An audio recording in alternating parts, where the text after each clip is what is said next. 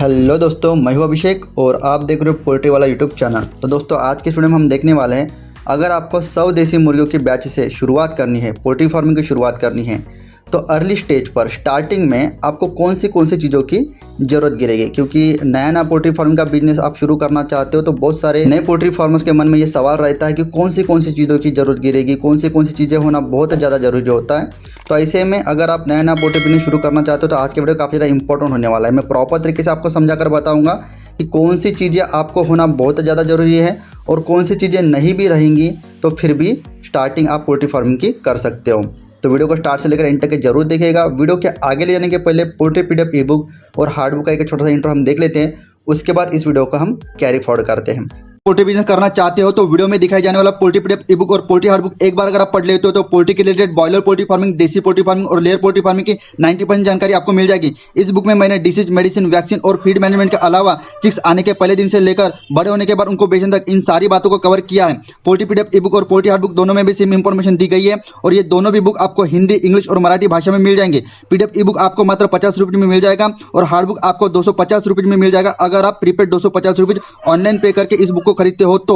और अगर आप कैश ऑन डिलीवरी पे इस बुक को मंगवाना चाहते हो तो आपको 50 रुपये एक्स्ट्रा कैश कलेक्टिंग चार्जेस पे करना पड़ेगा। अधिक जानकारी के लिए या फिर इस बुक को खरीदने के लिए 91761143 इस व्हाट्सएप नंबर पर मैसेज कीजिए।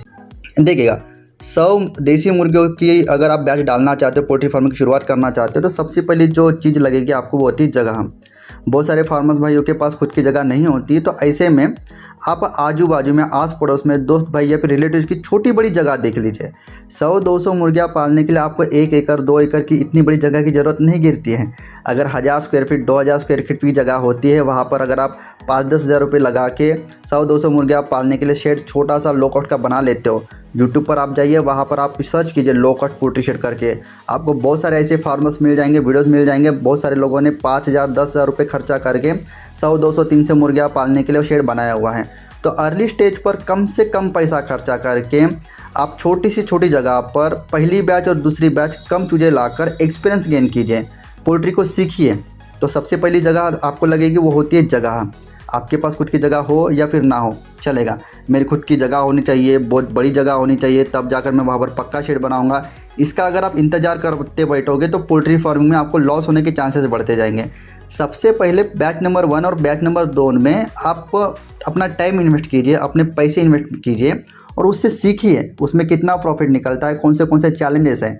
अगर सभी बातें आपके हिसाब से रही, जो भी वहाँ पर से प्रॉफिट निकल रहा है 3 महीने का टाइम इन्वेस्ट करने के बाद और पैसे इन्वेस्टमेंट करने के बाद, और जो भी प्रॉफिट निकला है वो अगर आपके लिए अच्छा है तो उसके बाद आप ज़्यादा पैमाने पर इन्वेस्टमेंट कर सकते हो। दूसरी चीज़ की ज़रूरत होती है वो दोस्तों इलेक्ट्रिसिटी। आपके पास कोई खाने के बर्तन ना होंगे चलेगा, लीटर अगर आपका 3 इंच ना हो चलेगा, लेकिन इलेक्ट्रिसिटी होना बहुत ज़्यादा ज़रूरी है। क्यों? क्योंकि इलेक्ट्रिसिटी ब्रीडिंग के लिए बहुत ज़्यादा ज़रूरी होता है। अर्ली स्टेज पर जब बच्चा छोटा होता है, हैचरी से चूजा निकलने के बाद जब आपने उसको फार्म पर लाते हो तो जो गावरान मुर्गी होती है वो खुद के बच्चों को खुद गर्माहट प्रोवाइड करती है पंख के नीचे उनको रख कर। लेकिन हैचरी से निकलने वाले चूज़ों को, जो हमारे कमर्शियल ब्रीड्स के बच्चे होते हैं, सोनाली हो गया, डीपी क्रॉस हो गया, डबल एफजी हो गया, इनको हमें प्रॉपर आर्टिफिशियली हमारे ओर से उनको गर्माहट प्रोवाइड करनी होती है। अगर उनकी ब्रीडिंग जो भी पहले दिन से लेकर 22 दिन तक के प्रॉपर नहीं हुई तो बहुत सारे डिसएडवांटेजेस आपको होने के चांसेस बढ़ जाते हैं। कौन से डिसएडवांटेजेस? अर्ली चिक्स मोर्टेलिटी बढ़ जाती है, बच्चा कमज़ोर गिर जाता है, उसके साथ साथ जो उसका आगे जाकर वजन बढ़ाने का जो रेशो होता है उसमें भी इम्पैक्ट गिरता है। मुर्गियों का जो साइज़ होता है वो अनइवन होता है, कोई मुर्गी जल्दी बड़ी हो जाती है, कोई मुर्गी छोटी रह जाती है। तो इस तरीके के प्रॉब्लम जो होते हैं वो अगर आपकी ब्रीडिंग अच्छी नहीं होती या फिर आपके पास इलेक्ट्रिसिटी की अरेंजमेंट नहीं है तो उसके कारण होती हैं। बहुत सारे फार्मर्स मुझे पूछते हैं, अभिषेक भैया हमारे यहाँ पर लाइट हफ्ते में 3 दिन रहती है, 4 दिन जाती है, सवेरे को रहती है, रात को जाती है, तो क्या इलेक्ट्रिसिटी ना रहे फिर भी हम मुर्गी के चूजे पाल सकते हैं?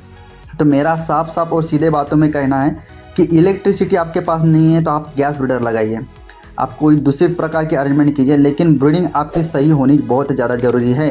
क्योंकि आगे जाकर आपकी मुर्गी जितने अच्छे से वज़न बढ़ाएगी, आपके मुर्गी का वज़न का जो परफॉर्मेंस रहेगा वो इसी चीज़ पर डिपेंड रहेगा कि पहले दिन से लेकर 20 दिन तक क्या आपने उसको कितने अच्छी तरीके से ब्रीडिंग किया हुआ है। इसलिए आपके पास कोई भी चीज़ कम या फिर ज़्यादा हो चलेगा, लेकिन इलेक्ट्रिसिटी का जिस भी जगह पर आप शुरुआत कर रहे हो वहाँ पर इलेक्ट्रिसिटी का होना मस्ट है। तीसरी चीज़ होती है दोस्तों वेंटिलेशन। ठीक है, वेंटिलेशन का इस तरीके से समझिएगा, आप जिस तरीके से एक गांव देहात में घूमने के लिए जाते हो तो वहाँ पर की जो हवा होती है वो शुद्ध होती है, तो आपको कितना अच्छा फील होता है। तो उसी तरीके से जो आपका पोल्ट्री का शेड होता है वहाँ पर अगर हवा का आवाज़ आवे, वेंटिलेशन अगर अच्छा रहेगा तो बच्चे को डिसीजेस कम होगी। जो सफोकेशन होता है, मतलब जो ह्यूमिडिटी होती है या फिर जो हैवी गैसेस होती है वहाँ पर स्टोर नहीं होगी, जिसके वजह से बच्चे का परफॉर्मेंस बढ़ेगा। अगर जो भी वेंटिलेशन ना होने की वजह से हवा का दबाव वहाँ पर ज़्यादा, ह्यूमिडिटी वहाँ पर ज़्यादा होए तो बच्चे को सांस लेते समय उसकी जो श्वसन नलिका होती है, रेस्पिरेटरी ट्रैक्ट होती है, वहाँ पर दबाव बढ़ जाता है, जिसके चलते श्वसन नलिका से जुड़े हुए डिसीजेस आपके बच्चों में होने के चांसेस कई गुना तक बढ़ जाते हैं, जिसके चलते अर्ली स्टेज मोर्टेलिटी बचपने में बढ़ जाती है। साथ ही साथ CRD और कोराजे के जैसे प्रॉब्लम भी आपको फेस करना पड़ता है। और CRD और कोराजे के प्रॉब्लम की वजह से जब मोर्टेलिटी होती है तो आपको नुकसान होता है, और पहले और दूसरे बैच में आपको नुकसान होने की वजह से आपका एक निगेटिव ओरिएंटेशन बन जाता है पोल्ट्री फार्मिंग की तरफ। हमें आगे जाकर बहुत बड़ा बिजनेस करना, अच्छा खासा प्रॉफिट कमाना है। ये सब चीज़ें डिपेंड करती है कि पहले और दूसरे बैच का आपका एक्सपीरियंस कैसा रहा। इसीलिए इलेक्ट्रिक के साथ साथ वेंटिलेशन की तरफ आपको स्टार्टिंग में बहुत ज़्यादा ध्यान देना रहेगा। उसके बाद होता है दोस्तों कि जब कभी भी आप नया पोल्ट्री फार्मिंग के बिजनेस का शुरुआत करते हो ना, मैं ये नहीं बोलूँगा कि आपके पास मेडिसिन का स्टॉक होना चाहिए, बर्तन होने चाहिए, पाइपलाइन आपको लगानी चाहिए, टैंक लगाना चाहिए, वो तो चीज़ें आप कर ही लोगे। लेकिन एक चीज़ का आपके पास जो होना बहुत ज़्यादा ज़रूरी होती है, वो होती है मार्गदर्शन या फिर सही सलाह देने वाला कोई दोस्त या फिर फार्मर।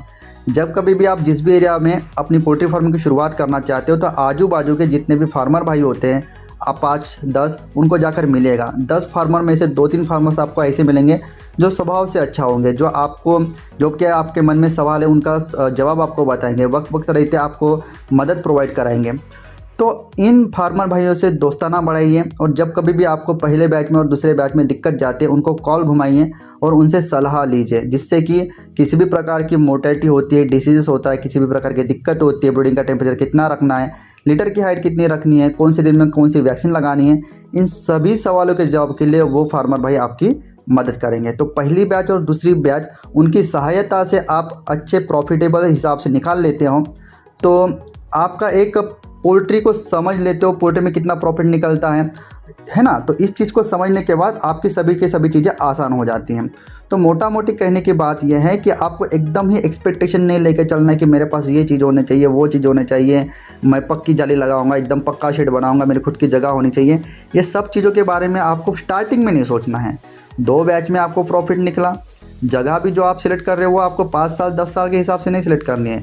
100-200 चूजे पालने हैं, 2 बैच यानी कि 6 महीने के हिसाब से वो जगह देखिएगा किसी रिलेटिव की दोस्त भाई की आस पड़ोस में, बस उतना ही आपको देखना है। 2 बैचेस में आपको जो भी प्रॉफिट निकलता है, आपने पोल्ट्री फार्मिंग को समझ लिया, आपको वो प्रॉफिटेबल लगता है, तो उसके बाद एक अच्छी जगह देखिएगा, पक्का शेड आप बना सकते हो, कोई दिक्कत नहीं है उसमें। तो आए दोस्तों, 100 देसी मुर्गियों की चूज़ों से अगर आपको पोल्ट्री फार्मिंग की शुरुआत करनी है तो एकदम ही ज़रूरी कौन सी चीज़ें हैं वो मैंने आपको इस वीडियो में बताया।